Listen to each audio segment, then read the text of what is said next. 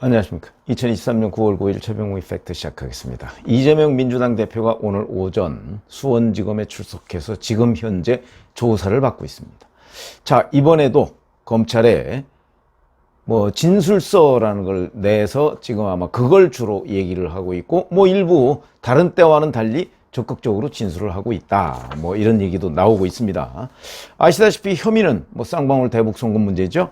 500만 달러의 스마트팜 사업비를 쌍방울 그룹이 대납해준 혐의. 이게 제3자 뇌물죄입니다.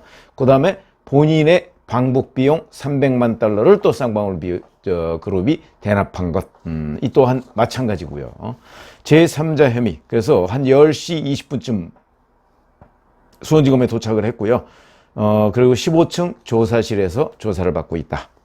근데 검찰에 출석한 직후에 페이스북에다가 쌍방울 대북 송금 대납 사건 검찰 진술서 요약이라고 해서 8쪽짜리를 공개했습니다. 그러니까 이거는 그동안 오늘까지 5차례 검찰에 출석했는데 출석하는 동안 계속 검찰 진술서를 가지고 갔죠. 제가 왜 가지고 가느냐 하는 말씀을 드린 적이 있습니다. 자꾸 검찰과 이런저런 공방을 벌이는 와중에 본인의 답변이 검찰의 또 다른 질문을 유발해서 본인이 몰릴 경우가 굉장히 많다. 왜냐하면 상당 부분은 본인이 부인을 하고 있는 거기 때문에. 그래서 그 본인이 설정해 놓은 그런 어떤 구조, 여기를 크게 이탈하지 않고. 그러니까 본인은 말을 많이 안 하는 겁니다. 검찰에 가서. 많이 하면 검찰이 자꾸 그 허점을 파고들거든요. 허점을 파고들면 답변할 자신이 없기 때문이다. 저는 이렇게 분석을 그동안에 해왔고요. 오늘도 아마 마찬가지인 모양인데, 오늘은 과거에 비해서 비교적 본인 방어를 좀 하고 있다고 봅니다. 그런 얘기가 나오고 있습니다. 본인 방어를 하고. 근데 그 이유는 뭐냐? 그건 역시 이화영 전 경기도 평화부지사가 진술을 바꿨기 때문이죠. 그러니까 이화영 진술 없으면 검찰 너희들이 뭘 나한테 추궁하냐 하는 그런 정도의 자신감을 보이고 있는 것으로 이렇게 판단이 됩니다. 자, 이 진술서 이렇게 되어 있습니다. 경기지사로 재직하던 당시 북측과 인도적 차원의 지원 교류 사업을 시도한 바는 있으나 대한민국의 법률이나 유엔 제재에 어긋나는 금품을 북측에 제공하거나 제공하도록 부탁한 사실이 없다. 쌍방울 그룹 관계자에게 직간접으로 부정한 청탁을 하거나 받거나 북측을 비롯한 누구에게도 금품이나 이익을 제공하도록 지시 권유 부탁한 사실이 없다. 왜냐하면 여기에 있는 부정한 청탁이라는 게 바로 제3자 뇌물죄의 기본이 되는 거거든요. 제3자 뇌물죄가 성립하기 위해서는 부정한 청탁을 해야 되는 겁니다. 대북 송금 혐의의 증거는 김성태 전 쌍방울그룹 회장과 이화영 전 부지사의 진술뿐인데 계속 변하고 있어 일관성이 없고 재판 중에 수사를 받는 등 궁박한 처지에 있어 신빙성이 매우 의심스럽다. 이런 주장을 지금 하고 있는 것으로 진술서도 그렇게 돼 있고 계속 그 얘기를 하고 있는 거죠. 자기는 이거와 관련이 없다 모른다 이런 이제 오리발 전략으로 나가고 있는 것으로 보입니다. 자, 오전 조사를 마치고 점심 식사 때는 어차피 자기 단식 중이니까 식사를 안 하겠다. 대신 1시간 정도 휴식을 취하겠다. 아마 이렇게 요구를 한 것으로 보이고 지금 현재 오후 조사를 이어가고 있는 것으로 이렇게 알려져 있습니다. 제가 아까 말씀드렸듯이 이화영이 진술을 번복했기 때문에 비교적 이 조사에 대해서는 자신감을 보이고 있는 것으로 보인다. 그러면 이제 왜냐면 9일 오늘 출석하게 된 것 자체가 이화영 전 부지사가 진술을 번복하도록 그동안에 계속해서 압박을 했던 거 아닙니까? 그러니까 이화영 전 부지사의 부인을 통해서 그리고 부인이 선임한 김광민 경기도의원, 민주당 소속 경기도의원이죠. 그래서 이제 아마 그때 이재명 대표는 무릎을 쳤을 겁니다. 이제 됐다. 저거를 이화영 전 부지사가 받는 걸 봐서는 아마 진술을 번복할 것으로 보인다. 이렇게 아마 무릎을 쳤을 가능성이 있다. 그러니까 그런 바탕 위에서 지금 비교적 자신감 있게 검찰에 그렇죠. 진술을 하고 있는 것으로 보인다. 자, 이런 얘기고요. 이렇게 되면 이제 오늘 조사 저녁 때쯤 마치겠죠? 마치고 나서 검찰은 비교적 빠른 시간 안에 이재명 대표에 대한 구속영장을 청구할 것으로 이렇게 예상이 됩니다. 지금 현재 본회의는 18일과 20일에 예정돼 있고요. 이건 근데 교섭단체 대표연설입니다. 이 교섭단체 대표연설에서도 아마 여야 그 원내대표가 합의만 하면 뭐 충분히 이 체포동의안을 보고할 수 있습니다. 근데 뭐 합의를 안 해주면 결국 21일에 본회의에서 아마 체포동의안을 보고하고 그러면 25일에 체포동의안을 표결을 할 것으로 보인다. 자, 그런데 체포동의안 표결에 또 한 가지의 변수가 있습니다. 어제 TV조선의 보도에 따르면 민주당 내부에서 지금 거론되고 있는 이재명 대표의 체포동의안 표결 대책, 그게 일단이 드러났다 이렇게 보도를 했는데, 만약 그거대로라면 그건 무슨 얘기냐면 전원이 참석을 했다가 체포동의안 표결이 시작되면 민주당 지도부 한 30여 명만 남고 나머지는 퇴장한다, 이런 거거든요. 이러면 어떤 일이 벌어지느냐. 어떤 일이 벌어지느냐. 자, 민주당의 이재명 대표는 불체포 특권 포기 선언을 했었습니다. 그리고 제가 말씀드렸죠. 이 포기 선언을 아마 이번에는 뒤집지 못할 것이다. 그랬는데 그게 이제 좀 자신감이 떨어진다. 그때도 일부 댓글에서는 또 뒤집을 겁니다. 그랬는데 제가 이제 이번엔 뒤집지 못할 것이라는 부분은 지금 이제 내일 모레부터는 총선이 이제 6개월 며칠 이런 식으로 넘어갑니다. 내년 4월 10일이니까 총선 6개월 남짓 남겨놓고 대표라는 사람이 국민 앞에 약속했던 중요한 이걸 뒤집는다? 그럴 경우에 이재명 대표는 대표직에서 버티기가 대단히 어렵다.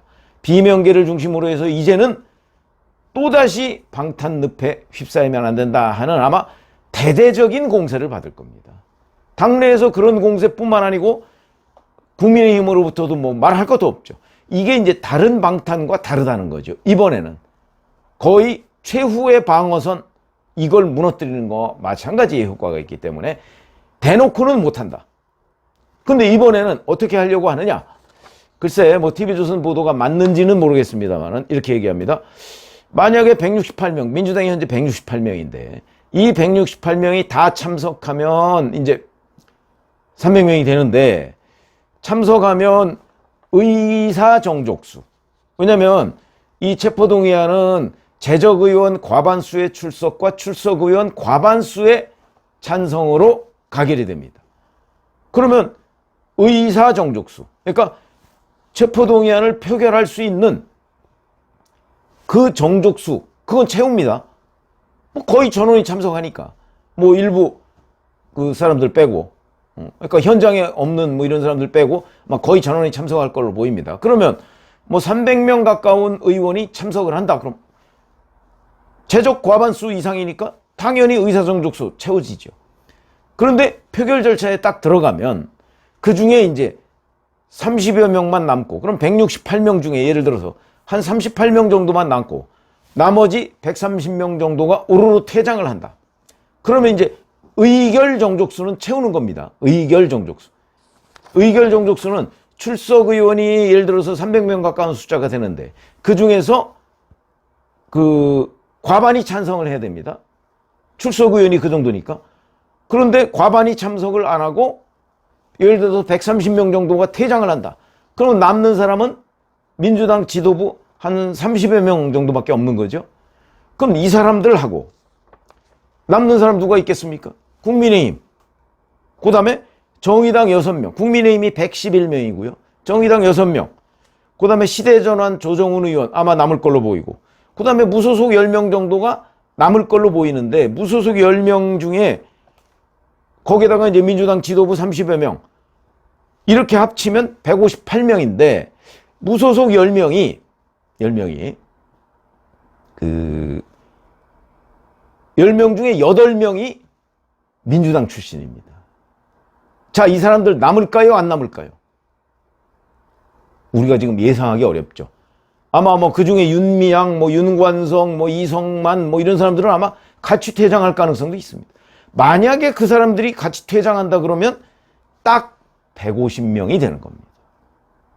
그러면 150명이 한 사람의 예외도 없이 다 찬성을 해야 체포동의안이 가결되는 거죠. 그런데 민주당 꼼수는 민주당 지도부가 체포동의안을 찬성한다 이런 걸 의원총회에서 결의하고 지금 그 투표에 임한다 이런 뜻이거든요. 그런데 한두 명만 반대를 해도 체포동의안은 부결됩니다. 그런데 민주당 지도부 잘 아시죠? 다 친명계입니다. 대부분 친명계죠. 뭐 고민정 최고위원 등 몇 명 빼놓고서는 한두 명만 반대해도 그중에는 뭐 박찬대 최고위원 같은 사람이 이미 자기는 반대한다고 선언했습니다. 그러면 몇 사람만 그중에서 이탈을 해도 체포동의안은 부결된다. 그러면 이제 이재명 대표는 그렇게 핑계를 대겠죠. 아니 민주당은 찬성하려고 당론으로 정했습니다. 다만 퇴장했습니다. 그런데 일부에서 이탈표가 나오는 내 책임이 아닙니다. 이렇게 나올 가능성이 있다는 거죠. 이 얼마나 진짜 손바닥으로 하늘을 가리는 겁니까? 이렇게 되면 이제 국민의힘 등등에서 또다시 아마 이번은 최후의 방탄이다 이렇게 공격을 하게 될 것이고요. 저는 그 공격이 상당 부분 영향이 있을 것이다. 그렇게 되면 결국은 이재명 대표가 또 다른 꼼수를 썼다 이럴 가능성이 있습니다. 제가 TV조선 보도가 맞는다는 걸 전제로 얘기를 했을 때. 그래서 아슬아슬하게 또 아예 비명계한테는 이 체포동의안을 찬성할 기회조차 박탈하려고 하는 것 아닌가 뭐 이런 생각이 들어서 그거는 앞으로 좀 두고 보시죠. 그런 카드를 과연 이재명 대표가 쓸 수 있을까? 국민을 완전히 속이는 건데, 그리고 본인이 불체포 특권 포기 선언했던 것을 완벽하게 뒤집는 거와 똑같은 결과를 초래하는데 과연 그 카드를 쓸 수 있을까? 그 카드를 썼을 때 또다시 이재명의 꼼수, 이 꼼수의 결정판이 나오게 되는 거고, 그렇게 되면 또 퇴장한다고 그래서 그럼 예를 들어서 이상민 의원 같은 정말 조홍천 의원 같은 비명계의 대표주자들, 이 사람들이 이재명 지도부의 그런 정말 최악의 꼼수에 동의할 것인가? 이런 부분도 변수가 됩니다. 그러나 어찌됐든 간에 어제 TV조선이 보도한 내용을 보면 민주당 일각에서 이런 꼼수를 지금 또 꾸미고 있다 하는 건데, 그거는 뭐 함께 한번 지켜보시고요. 이렇게 되면 체포동의안이 가결된다고 아무도 얘기할 수 없는 상황이 된다. 이런 게 됩니다. 자, 그래서 이재명 대표가 또 정말 희대의 꼼수를 부릴 수 있을지, 그거 잘못 부렸다가는 이번에는 과거에 뭐 체포동의안 부결시킨 것과는 차원이 다른 후폭풍을 맞게 될 것이다. 그 다음에 또 이런 꼼수를 비명계 일각에서 과연 순순히 받아줄 것인가? 누가 봐도 꼼수인데. 그리고 그 이후에 그 후폭풍을 이재명 대표가 과연 감당할 수 있을 것인가? 이런 것들이 이제 오늘 이후에 변수가 된다. 이렇게 말씀을 드리겠습니다. 고맙습니다.